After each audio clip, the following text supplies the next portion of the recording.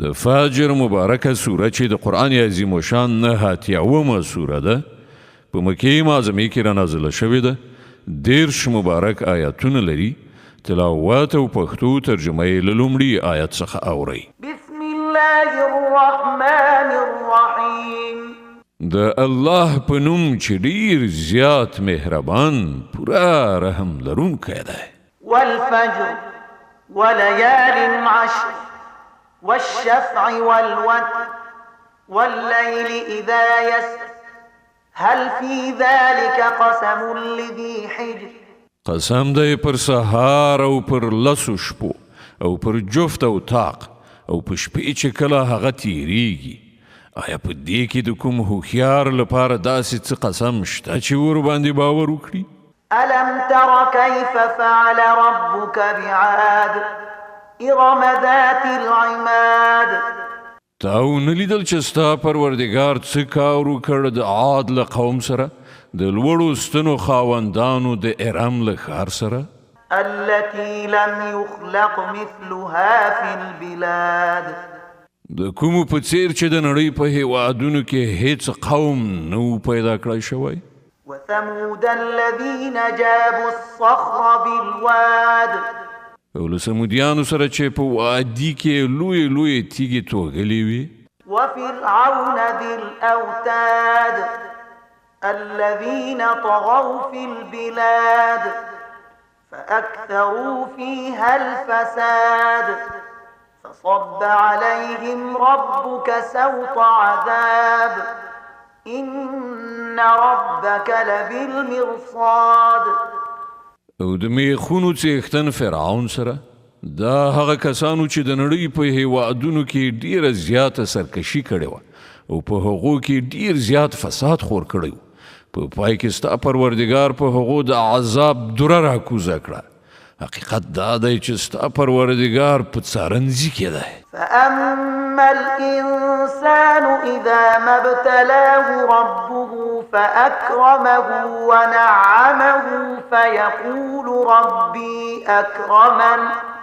خو د انسان حال دا دی چې د هغه پروردګار کله هغه په ازمایښت کې واچوي او هغه ته عزت او نعمت ورکړي نو هغه په تکبر سره وایي چې زما پروردګار زه د عزت خاوند کړم.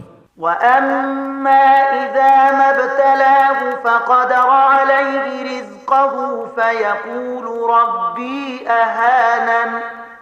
او کله چې هغه په ازمایښت کې واچوي او د هغه روزي پر هغه تنګه کړي نو هغه وایي زما پروردګار زه ذلیل کړم. كلا بل لا تكرمون اليتيم ولا تحاضون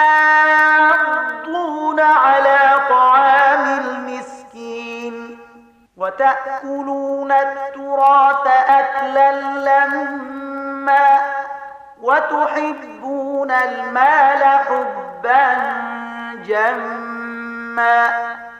هیڅ کله نه چې تاسې ګمان کوئ بلکې تاسې له یتیم سره د عزت چارچلن نه کوئ او مسکین ته د خوړو په ورکولو یو بل نه هڅوئ او د میراث ټول مال په یو ځای راغونډوئ خورئ او د مال په مینه کې په بده توګه اخته یاست. كلا إذا دكت الأرض دكا دكا وجاء ربك والملك صفا صفا وجيء يومئذ بجهنم يومئذ يتذكر الإنسان وأنى له الذكرى. هیڅ کله نه ده چې تاسې فکر کوئ کله چې ځمکه په پرلپسې ټکولو څخه وروسته بیا سخته وټکوله شي او ستا پروردګار خپل ځان په داسې حال کې وښیي چې په رښتې لیکه په لیکه ولاړې وي او دوزخ په هغه ورځ مخامخ راوستلی شي. په هغه ورځ به انسان وپوهیږي او په هغه وخت کې د هغه د پوهېدو څه ګټه؟ يقول يا ليتني قدمت لحياتي. هغه به ووایي افسوس دی زما په حال چې کاشکې ما د خپل دغه ژوند دپاره مخکې څه توښه برابره کړې وای. فيومئذ لا يعذب عذابه أحد ولا يوثق وثاقه أحد. بیا په هغه ورځ چې الله کوم عذاب ورکوي هماغسې عذاب ورکوونکی به بل څوک نه وي او الله چې څنګه تړل کوي هماغسې تړونکی به بل څوک نه وي. يا أيتها النفس المطمئنة ارجعي إلى ربك راضية مرضية. له بله پلو ویل کیږي ای ډاډه نفسه انسانه زه د خپل پروردګار لوري ته په داسې حال کې چې ته له خپل غوره عاقبت نه خوشحاله او د خپل پروردګار په وړاندې غوره یې.